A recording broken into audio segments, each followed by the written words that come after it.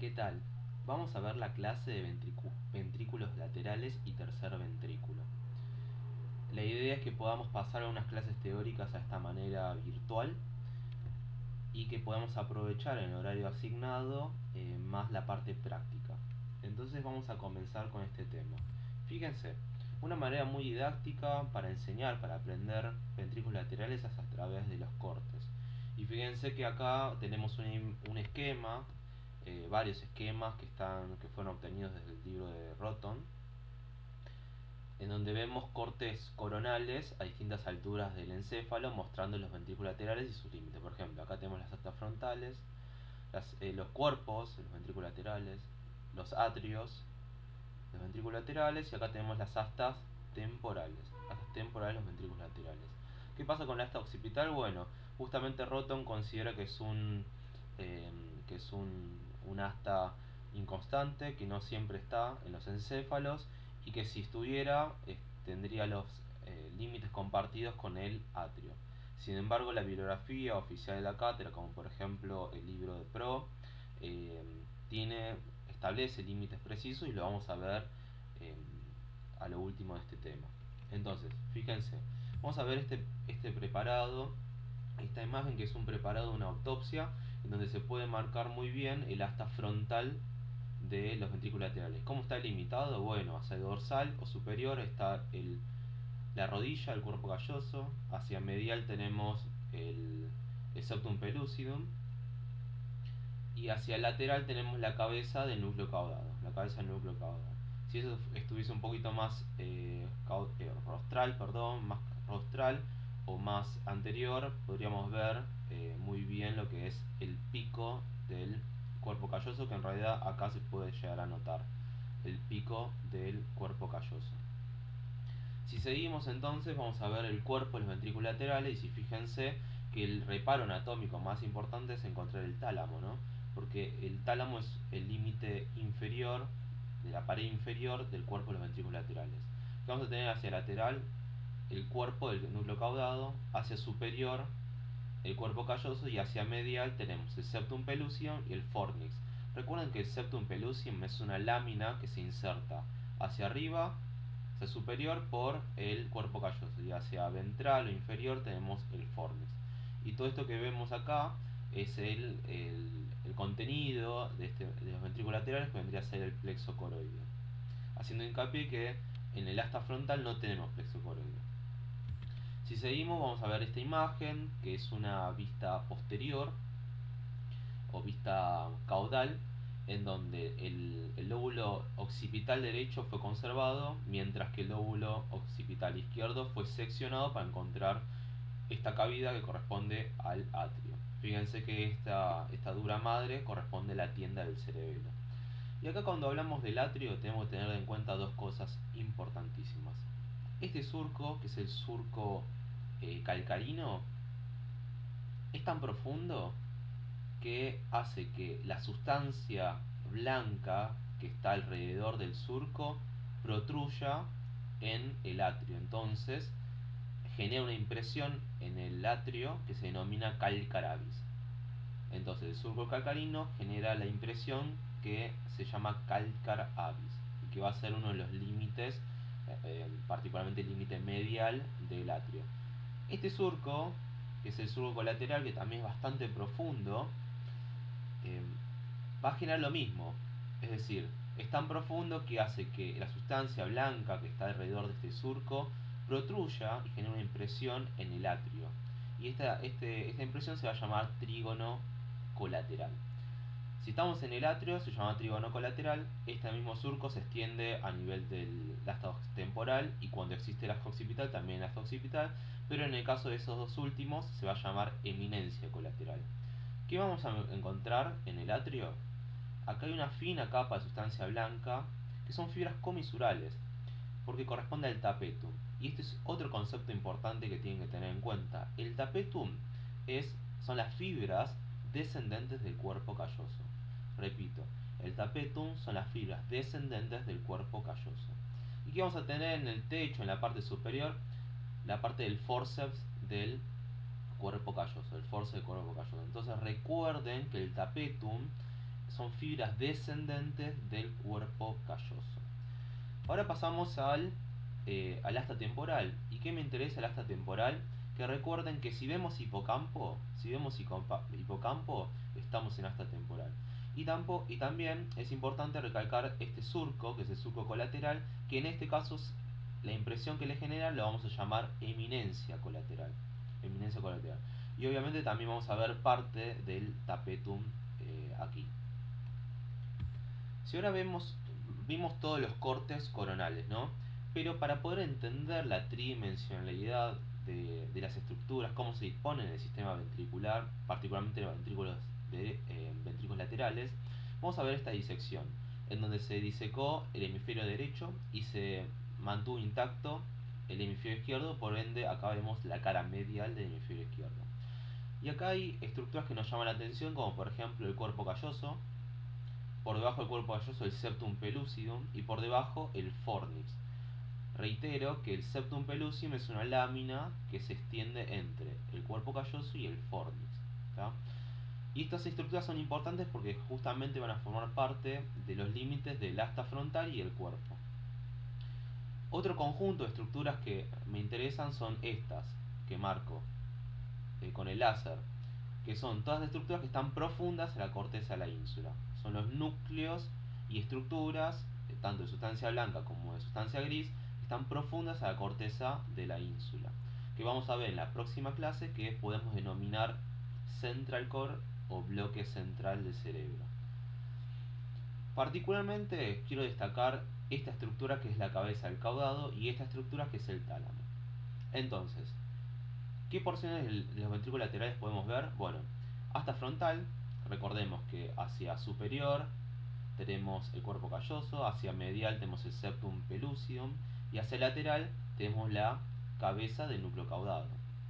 Si hablamos del cuerpo, hacia superior el cuerpo calloso, hacia medial el septum pellucidum, hacia inferior tenemos el tálamo que acá está seccionado y obviamente tendríamos que tener el cuerpo, los núcleos del núcleo caudado, pero que está resecado para poder mostrar los ventrículos laterales. Si nos vamos más hacia posterior, ya vamos a encontrar el atrio, que acá nos impresiona este abultamiento que corresponde al calcaravis, es decir, a la protrusión que genera el surco calcarino en el atrio. Y acá, si bien en esta foto no se ve muy bien porque nos tapa esta estructura que corresponde al plexo coroideo, por aquí tendría que estar la eminencia colateral. Si hablamos, acuérdense, si hablamos del atrio, hablamos del trígono colateral, y si hablamos tanto del asta temporal como del asta occipital, hablamos de la eminencia colateral, que es la protrusión del surco colateral. ¿Qué nos interesa el asta temporal? Que recuerden que justamente el hipocampo, que es esta estructura, porque si nosotros lo seguimos, luego va a formar lo que es el fornix. Esta estructura es uno de los límites más importantes del asta temporal. ¿Qué pasa entonces con el asta occipital y qué dice la bibliografía obligatoria de la cátedra? Fíjense que acá tenemos el asta occipital, los límites, y la realidad es que respeta bastante, coincide bastante con los límites del atrio. Por ejemplo, como estamos más posterior, el tapetum va a formar el techo del asta occipital. Después tenemos en la pared medial el bulbo del asta occipital, que corresponde en realidad a la impresión que genera el forceps sobre el asta occipital.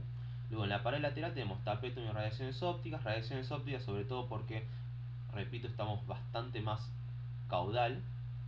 Y tenemos la eminencia colateral, que recuerden, y esto lo reitero, es la protrusión del surco colateral. Ahora pónganse los anteojos que vamos a ver un par de imágenes de 3 dimensiones. Fíjense este preparado. Este preparado es un preparado de fibra de sustancia blanca, en donde se retiró toda la corteza del cerebro, ¿no?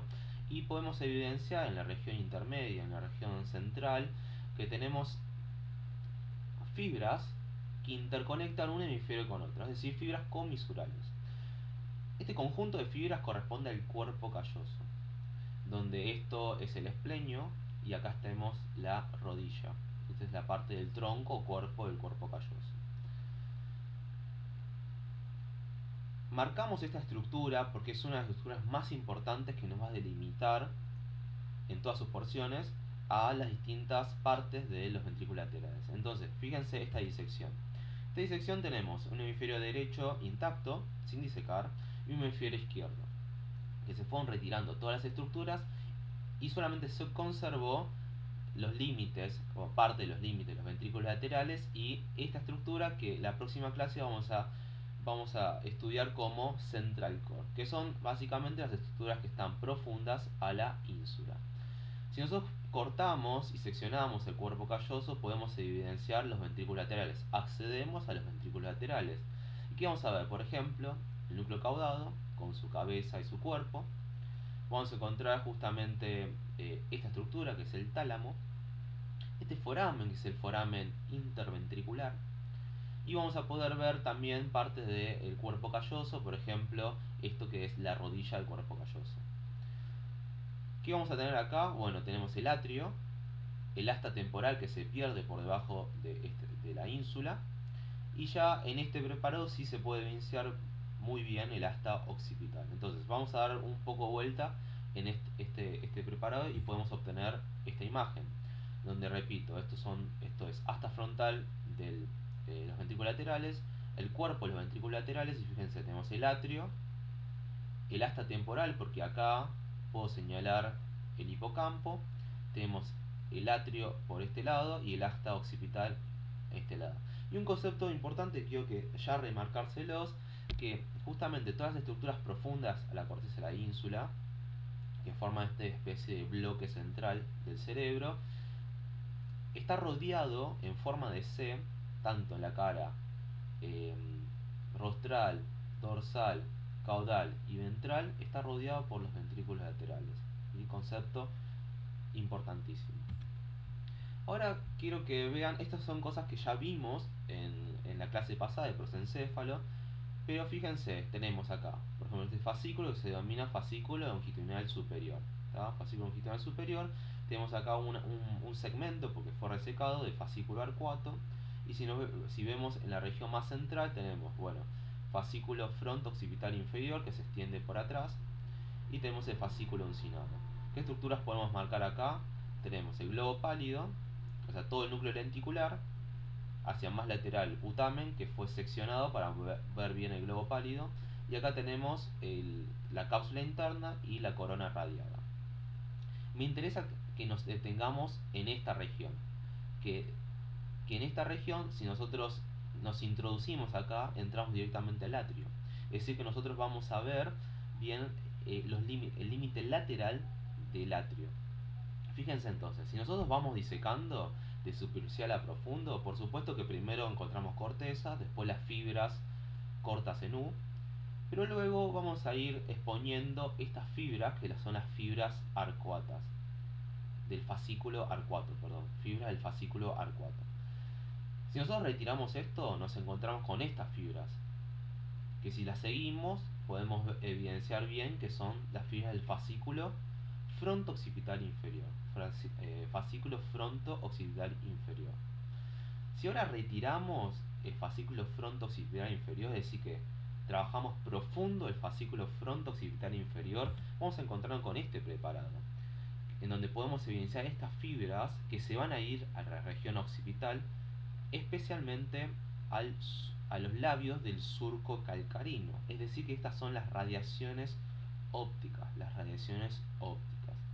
Y profundo de las radiaciones ópticas vemos fibras que tienen trayecto dorso-ventral, ¿no? De superior a inferior de manera descendente. Esto quiere decir que estas fibras corresponden al tapetum.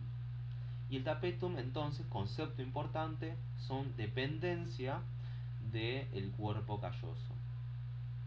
Particularmente, si vamos de superficial a profundo y consideramos el fascículo fronto-occipital, las radiaciones ópticas y el tapetum, toda esta región se denomina stratum sagittale o estrato sagital, y es el límite lateral del atrio. Esto nos permite entender que si nosotros queremos abordar, por ejemplo, neuroquirúrgicamente esta región, nunca podremos hacerlo desde la cara lateral. ¿Por qué?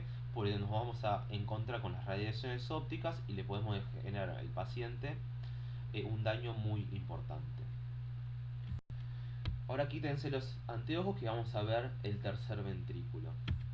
Acá vamos a ver un corte sagital clásico del encéfalo, en donde podemos ver, por ejemplo, el cuerpo calloso, obviamente ventrículos laterales, acá tenemos el caudado, pero nos vamos a centrar en esta región que corresponde al tercer ventrículo.